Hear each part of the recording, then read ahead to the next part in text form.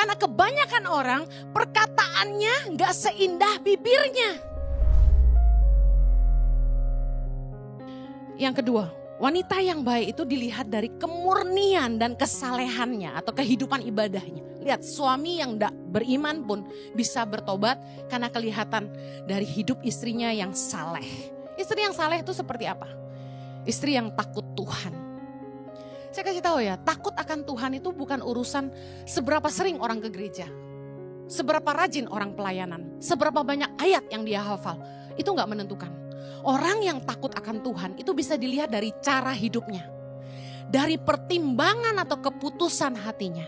Dari perkataan lidahnya. Kita belajar dari Titus 2 ayat yang ketiga dan 4 sama-sama. Demikian juga perempuan-perempuan yang tua. Hendaklah mereka hidup sebagai orang-orang beribadah. Yang pertama, jangan memfitnah. Jangan menjadi hamba anggur. Tetapi cakap mengajarkan hal-hal yang baik. Ayat 4. Dan dengan demikian mendidik perempuan-perempuan muda mengasihi suami dan anak-anaknya. Ciri perempuan yang takut akan Tuhan itu bisa dilihat dari perkataannya. Dikatakan tidak suka memfitnah. Dan cakap mengajarkan hal-hal yang baik. Kalau kita mau lihat perempuan itu baik apa enggak, lihat apa yang keluar dari mulutnya. Kalau setiap kali dia buka mulut, yang keluar itu ngomongin orang, jatoin orang lain, menanamkan pemikiran buruk tentang orang lain, selalu ceritain yang gak baik tentang orang lain, hatinya gak baik.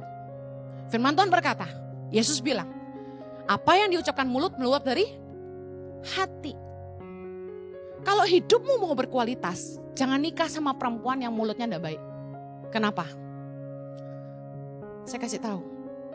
Amsal 31 ayat 26. Perempuan yang baik itu membuka mulutnya dengan hikmat. Pengajaran yang lemah lembut ada di lidahnya. Penting cari istri yang perkataannya tuh penuh hikmat. Kenapa? Istri akan jadi suara di kepalamu.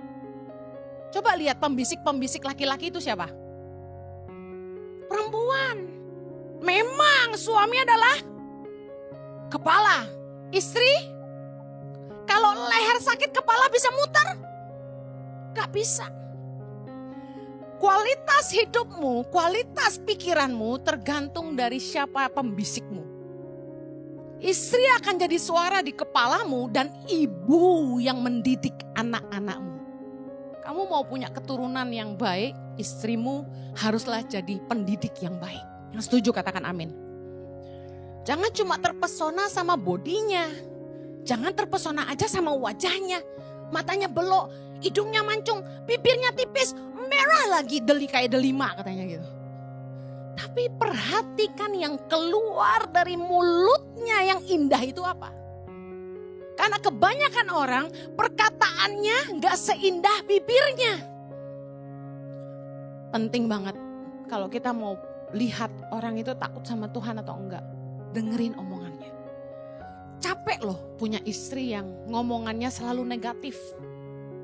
Karena firman Tuhan berkata orang itu yang bisa patah semangatnya cuma gara-gara lidah. Saya pernah cerita tentang seorang suami yang bilang sama saya tentang mimpinya. Bu Heni, saya itu dari dulu pengen punya usaha kayak begini Bu Heni. Dengan semangat, kamu bisa lihat kalau orang tuh exciting tuh ngomongnya gimana ya. Tiba-tiba disamber kayak geledek sama istrinya. Halah, kamu mah gak bisa lah. Sukses gak suksesnya seorang laki-laki tergantung suara istrinya. Perempuan-perempuan yang pengen dapat jodoh cepat, ingat loh, persaingan ketat. Karena jumlah perempuan lebih banyak dari laki-laki. Jangan cuma dandan yang cantik, mulutmu harus baik. Hatimu harus bersih. Amen. Kalau mau perkataanmu baik, banyak baca firman. Supaya yang keluar dari mulutmu itu firman Tuhan. Hikmat itu lahir karena suka merenung firman. Ketika saya merenungkan firman Tuhan, tiba-tiba banyak hikmat yang mengalir. Itu yang saya khotbahkan.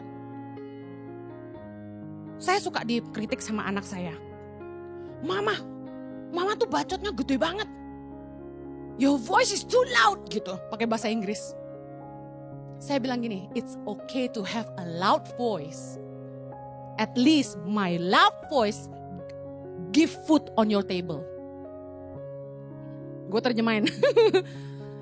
Saya bilang gak apa-apa punya bacot gede. Yang penting bacot gede mama itu bisa ngasih kamu makan. Banyak orang bacotnya gede, tapi isinya kosong. Gak berguna. Saya punya keponakan mirip saya. Wajahnya, suaranya, kalau ketawanya, kalau ngomong kenceng gitu. Karena kita terlatih pakai diafragma, jadi kalau ngomong kenceng gitu. Dia kalau ngomong gede banget suaranya. Nah saya bilang gini sama dia. I said, it's okay you know to have a loud voice. But you have to make it useful. Pastikan suara kamu itu berguna. Jangan sampai ngomong yang gak membangun orang lain. Amen. Katakan kepada wanita-wanita di sebelahmu, pastikan suaramu membangun.